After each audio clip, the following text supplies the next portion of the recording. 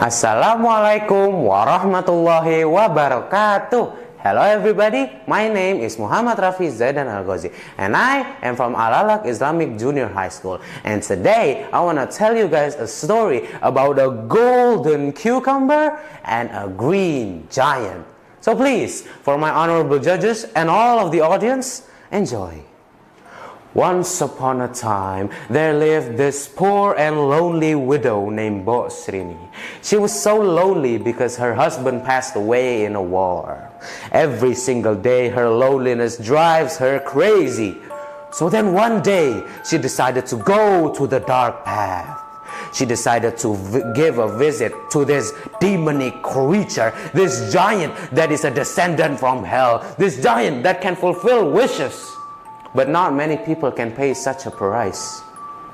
The giant's name is Buto Ijo. So then one night, Srini goes to Buto Ijo and then she begged him. Oh dear Buto Ijo, can you please fulfill my wishes? I just want a daughter to accompany me my whole life. I will do anything for it. Then the Buto Ijo replied, you want a daughter? Fine then, I will give you what you want, but you must remember, once the child turns 6 years old, you must bring her back to me so I can eat her in front of you. Take this seed and then one day it will turn into your wishes. And then Srini took the seed and then she ran back home as fast as possible. And then once she arrives at her farm, she started planting it.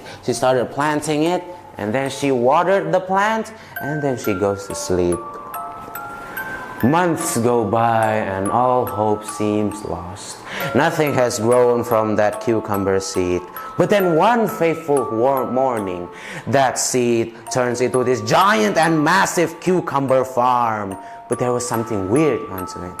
In the middle of the farm, there is one single baby-sized golden cucumber.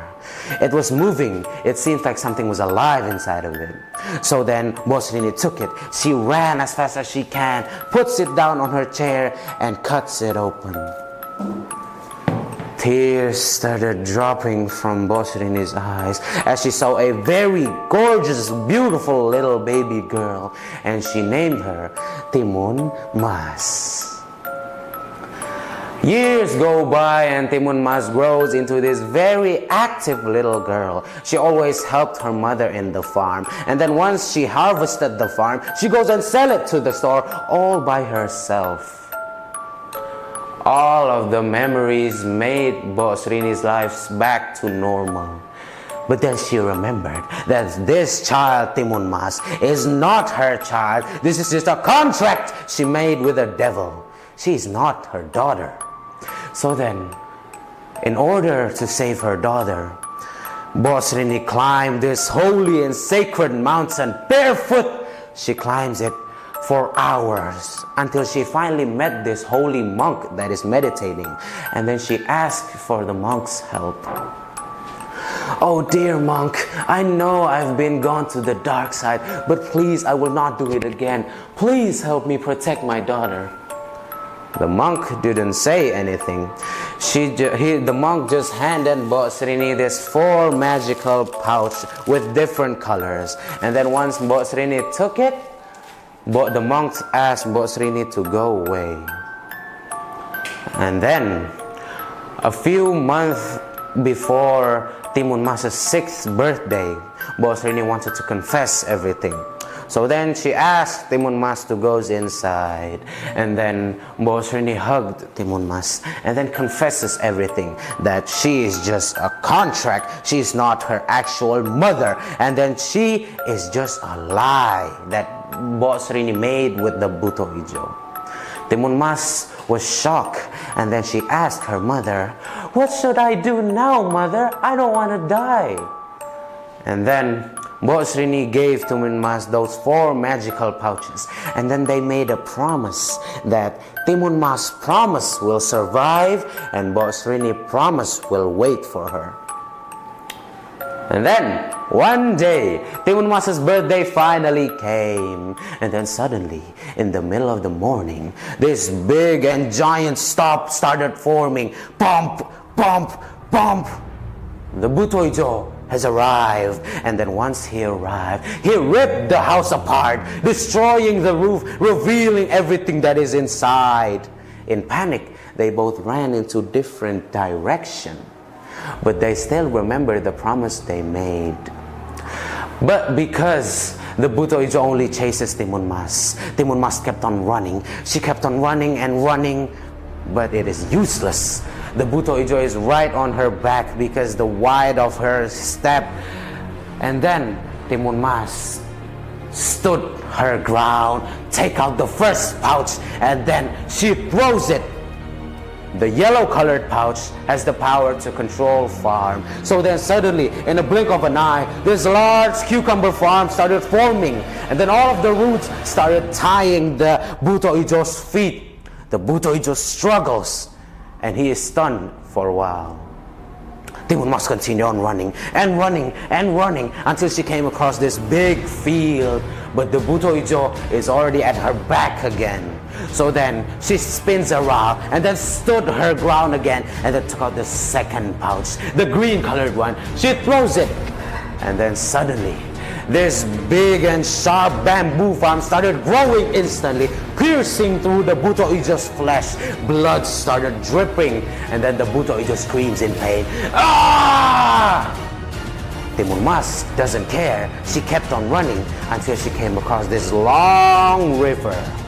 She hops onto the stone that can guide her to the edge of the river.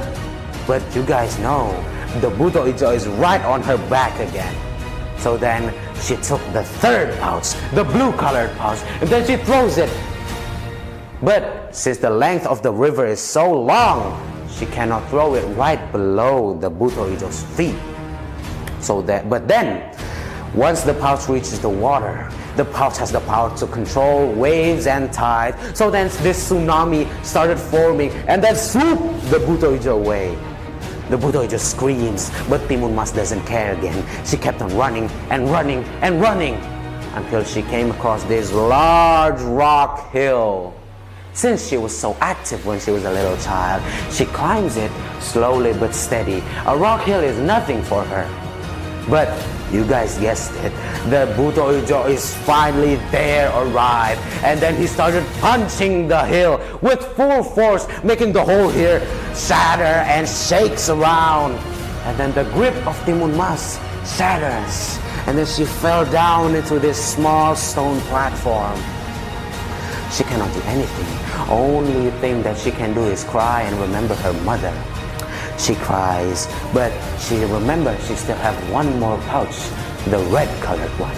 So then, while crying, she throws the pouch. But the Butoijo catches the pouch and then throws it at the ground. And then Timun Mas cannot do anything. She only can cry while the Butoijo is trying to grab her. And then this lava pit started forming from the ground, boiling hot. And then since the arrogancy of the Butoijo, he fell down. He fell down because he was moving too much. He fell down and then he burned into ashes while he's screaming, "Ah, damn you, child!" And then the Butoijo is finally dead once and for all. Timun Mas, slowly but steady, wiped her tears and then goes downhill from the hill. And then she ran back home to the house. Her mother was there, sitting in the porch. Once they saw each other, they ran into each other and ended it with a hug. The end. The moral of the story of this story is, first, you do not and never go to the dark side. Second, you should never give up. And third, don't forget your loved ones. That's all for it today, guys. I hope you enjoyed this Golden Cucumber and the Green Giant story. I'm Muhammad Rafi Zaidan Al-Ghazi, signing out. Bye-bye.